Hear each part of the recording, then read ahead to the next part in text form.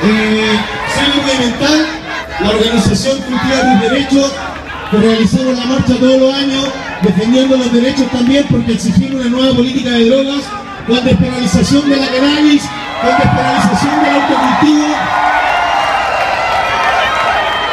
Pero siempre lo hemos dicho, nosotros no defendemos drogas, lo que defendemos son derechos, y por eso también hoy día estamos acá apoyando al móvil, apoyando a Rolando, a Jaime, a esta tremenda organización que lleva años peleando por los derechos a la plena igualdad. Y eso incluye todo: matrimonio, familia, adopción, sin apellido, simplemente todos nosotros tenemos los mismos derechos.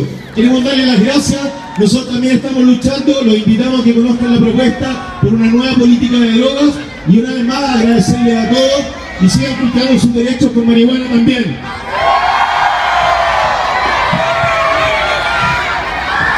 Gracias.